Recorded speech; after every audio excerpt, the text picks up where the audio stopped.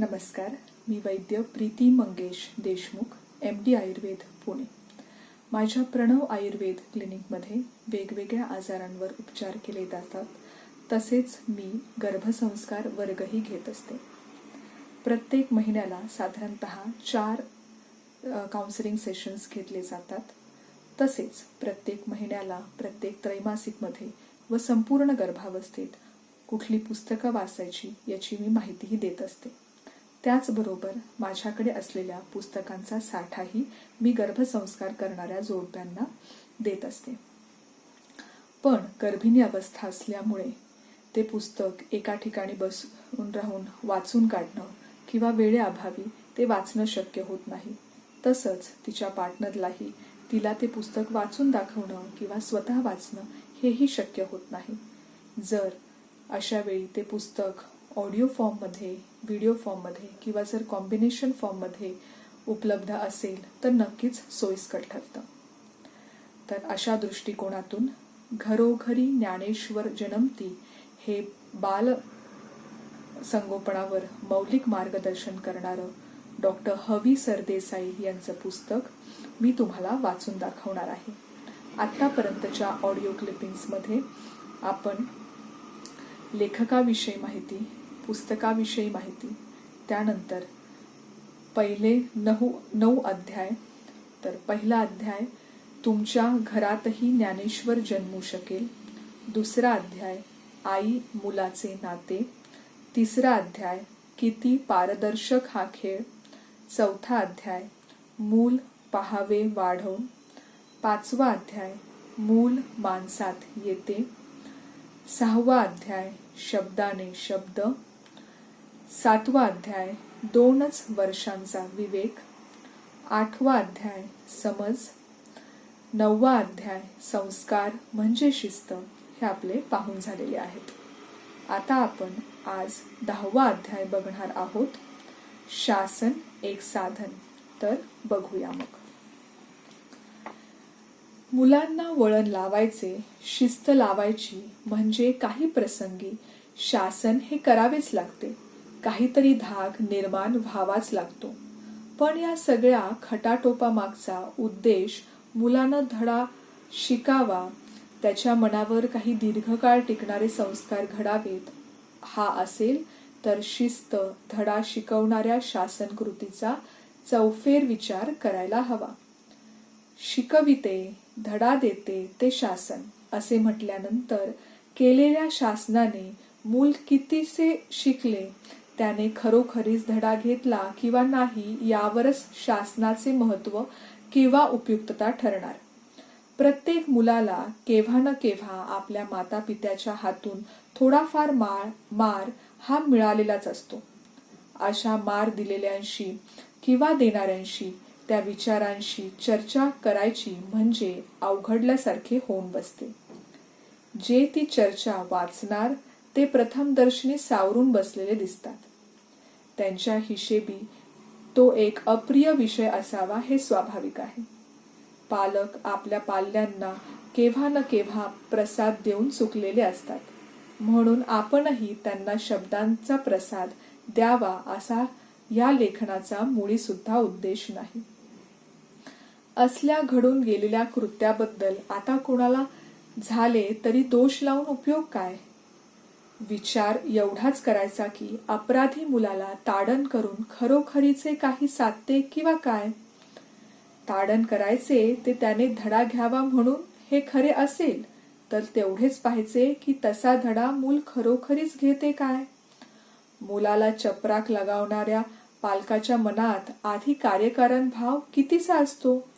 या शासनक्रियेमागे बुद्धिपुरस्पर सुधारणेचा संकल्प किती वेळा असतो? वडील माणसांना बहुतेक प्रसंगी राग अनावर होतो. त्यांची प्रतिष्ठा धोक्यात आलेली असते. नेमके काय करावे हे त्यांना चटकन उमगत नाही. म्हणून ती तडाखा लगावून मोकळी होताना दिसतात. त्या निमित्ताने पुढे येणारा युक्तिवाद बहुधा सगळा मागाहून सुचलेला असतो. 1.5-2 वर्षांच्या बाळाला त्याची आई अगदी निर्लेप मनाने तडाखे देते. बाळ कळकळून रडू लागले तर तिचे अंतःकरण निदान त्या क्षणी द्रवत नाही. कोणी नुसते टीकात्मक दृष्टीने तिच्याकडे पाहावायचा अवकाश, की ती फणकारणाऱ्याला विचारते, एक दिवस तरी सांभाळून दाखवता का कार्ट्याला? तसं सांभाळा आणि मग नाक मुरडा. नाही पोक्त पालक युक्तिवाद करतात की काही नाही नको.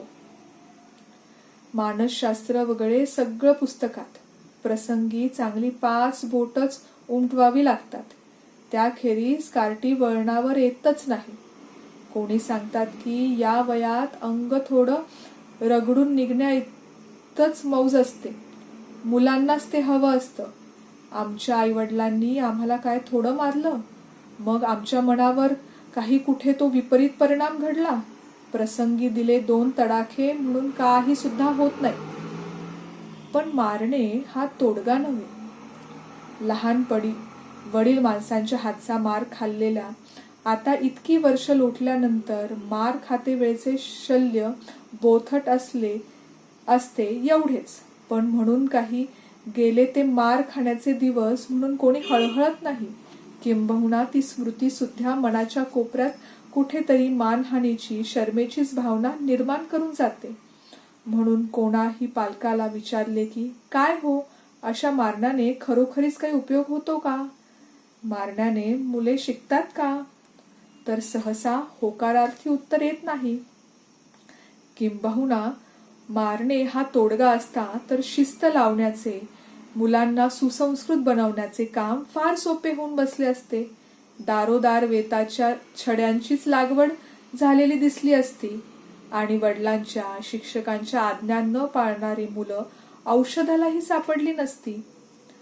शास्त्र तर असेच सांगतो की ताडणाचा मुलांच्या मनावर शाश्वत असा कोणताच चांगला परिणाम घडत नाही.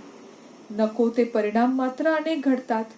मार खाण्याची घृणा निर्माण व्हावयाच्या ऐवजी मुले मार खायलाच जणू काही सोकावतात. कारण मुलानं धडा घ्यावा असे काही मारण्याने घडलेलेच नसते. अपराध करावा आणि मार खाऊन मोकळे व्हावे असे एक दुष्टचक्र निर्माण होऊन बसल्याचाच अनुभव अनेक ठिकाणी येतो. माराच्या धाकानं अपराध करताना मुलाचा हात अजिबातच कचरणार नाही का? कचरेल ना. मुलाला ते स्मरण जरूर होईल. प्रसंगी भयानं दरदरून घाम सुद्धा फुटेल. पण हा धाक, हे भय उपकारक नव्हे, निर्णायक नव्हे. कारण हे बाहेरचे आहे. गैरवर्तन का करायचे नाही? तर त्यांच्या मोबदल्यात मार मिळतो म्हणून. ही भावना शाश्वत संस्कार निर्माण करू शकत नाही. कारण मुलाला मग मारासारखे अपराधाचे परिणाम टाळण्याच्या युक्त्या सुचू लागतात. विस्तावाला हात लागला की 100 100 वेळा भासते. माराचे तसे कुठे असते? अपराध उघडकीस आला आणि पालक संतप्त अवस्थेत असला तरच मार मिळणार या विचारातूनच मुले अपराध दडवण्याच्या, वडीलधाऱ्या माणसांना खोटे बोलून फसवण्याची गणिते मांडू लागतात. काही मुलांच्या मनात तर अपराध करण्यातले मौज आणि मार खाण्यातले दुःख यांची मोजदाद सुरू होते. खावा लागला थोडाफार मार तरी आता मौज करायला मिळते आहे ना, अशा हिशोबाने ती खुशाल स्वैरवर्तन करू लागतात.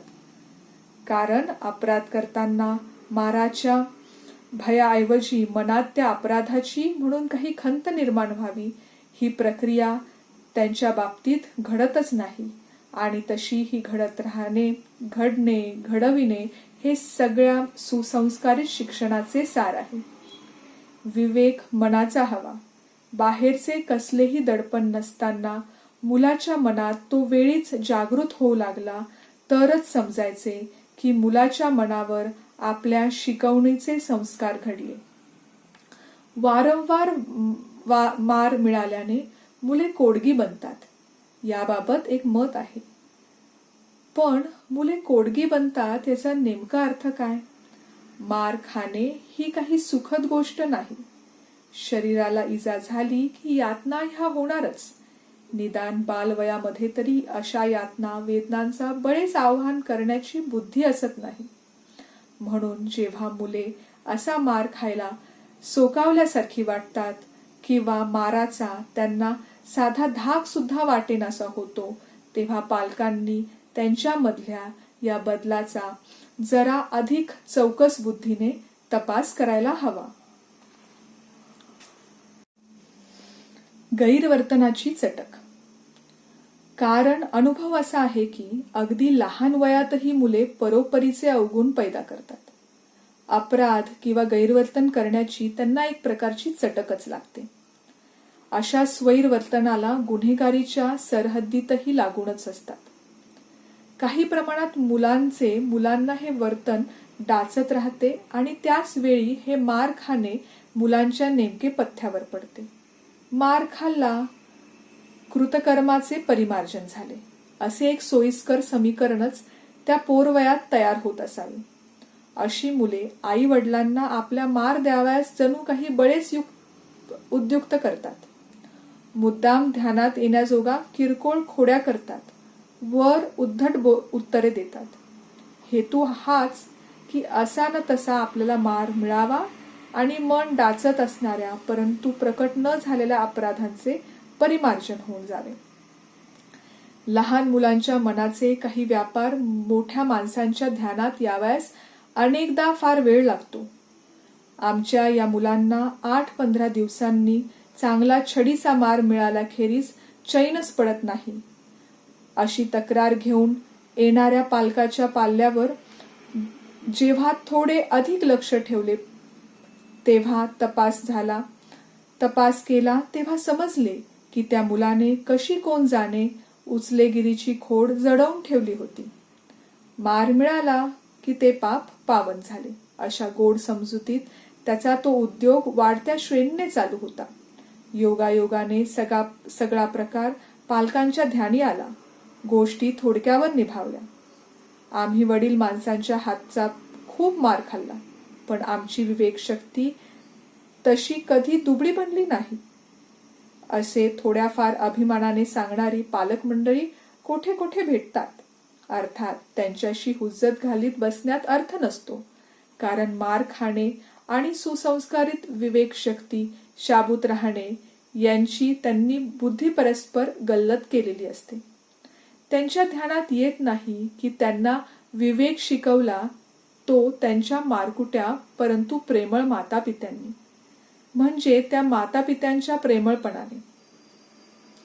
त्या प्रेमाला आपण पारखे हो असा धाक प्रभावी ठरला, म्हणून तर त्यांच्या मनात विवेकाचा उगम झाला आणि तो टिकून राहिला.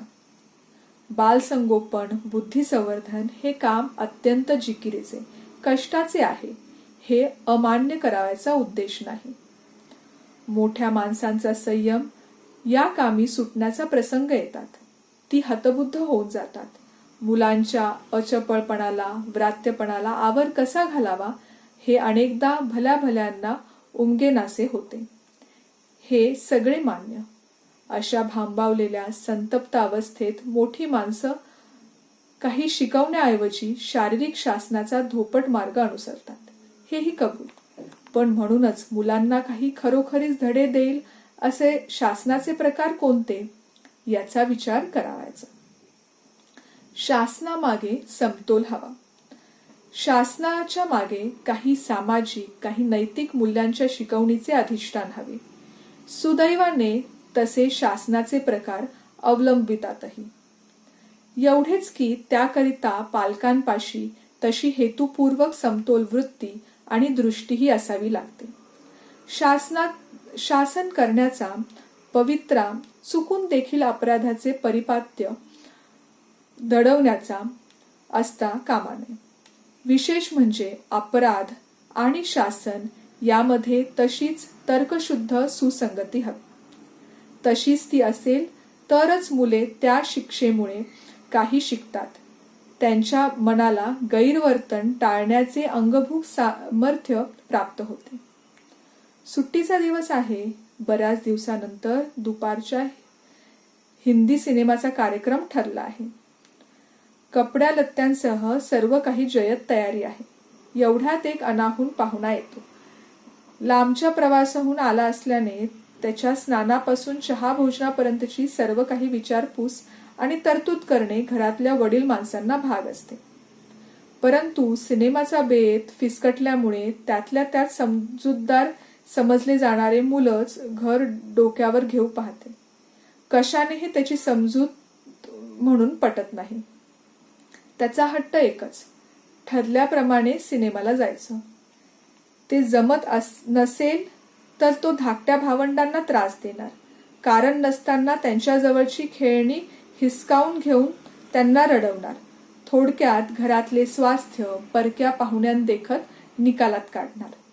अशा वेळी त्याला समज देता आली पाहिजे की गोष्ट तुझ्या मनाविरुद्ध घडली आहे हे मान्य, पण ती काही कोणी बळेच घडवलेली नाही. दुसरे काही तसे महत्वाचे काम निघाले तर मनोरंजनाचे मौजेचे कार्यक्रम कमी महत्वाचे म्हणून रद्द करावेच लागतात. यालाच शहाणपण म्हणतात. तशी समजूत ज्या कोणाला काढता येत नसेल त्याने घर डोक्यावर घेता कामा नये.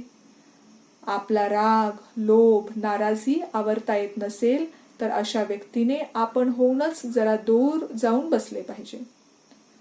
हा एवढा विचार काही प्रसंगी मुलांना नाही समजत, पण म्हणून त्याच वेळी मोठ्या माणसांनी काहीसे डोळे मोठे करायचे आणि गोंधळ घालणाऱ्या मुलास थोड्या चढ्या स्वरात सांगायचे की हे पहा, जरा वेळ जाऊन बस, डोकं ताळ्यावर आलं की खाली ये.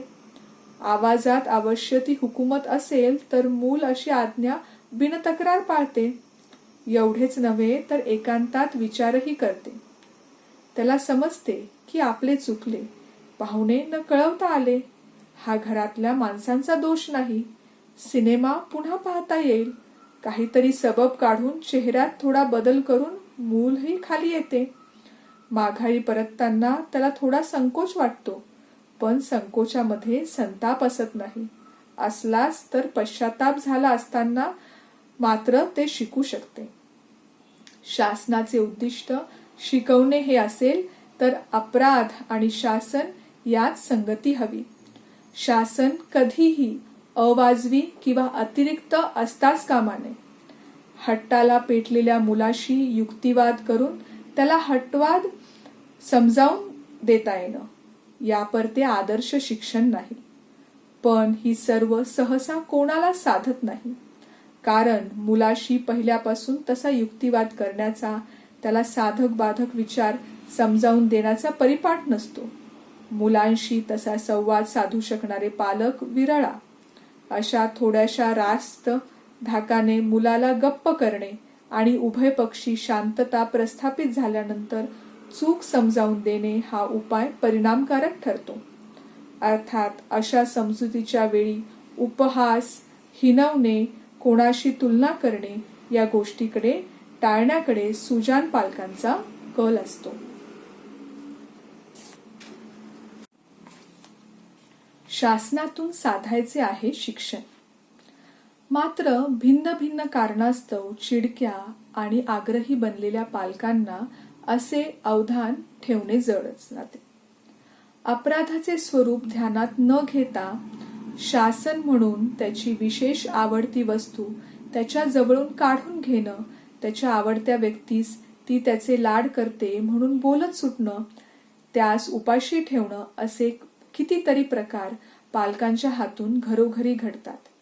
त्यातून शासन केल्याने समाधान कदाचित मोठ्या माणसांना लाभत असेल, पण शासनातून शिक्षण साधायचे ते हमखास राहून जाते. मी काही मोठा सिद्धांत सांगतो आहे अशातला भाग नाही, पण मुलांचे हे वय प्रत्येक गोष्टीची तार्किक संगती लावण्याचे, कार्यकारण भाव शोधण्याचे असते. त्यांच्या दृष्टीने घटनांना काही क्रम असतो.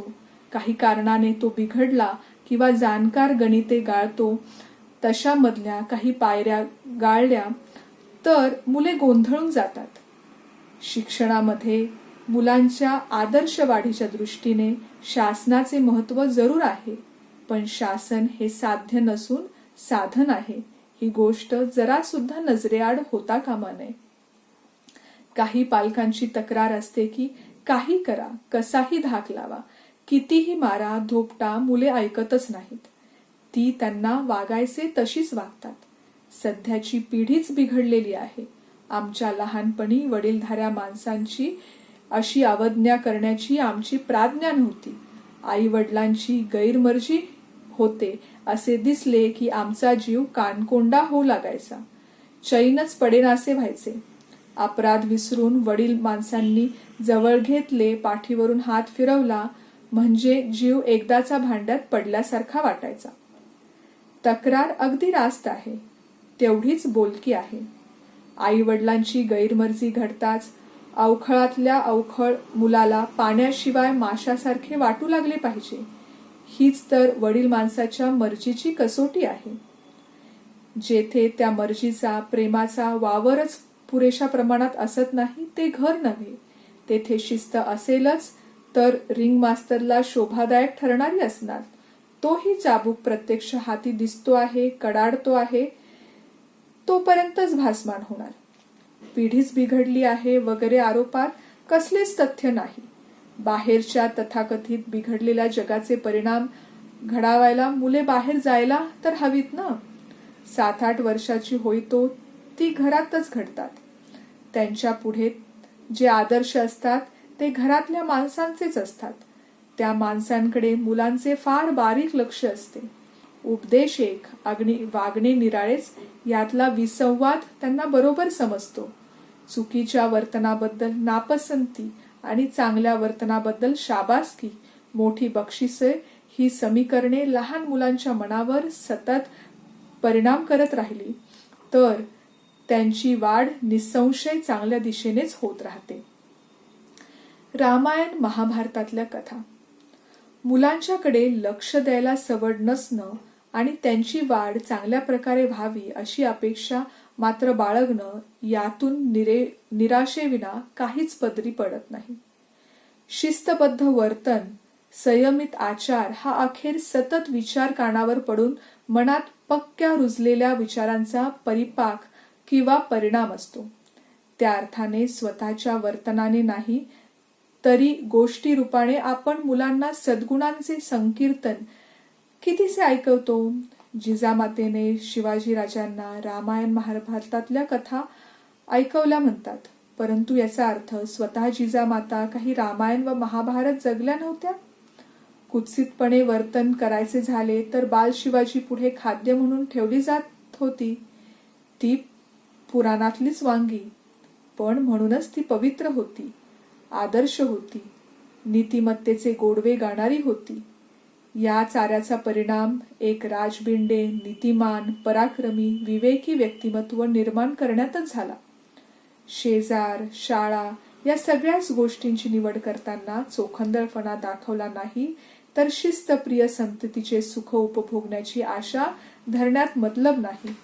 शेजारी पाजारी, नातलग, आप्तेष्टांच्या घरी कोठे आहे नाव घेण्याजोगी शिस्त.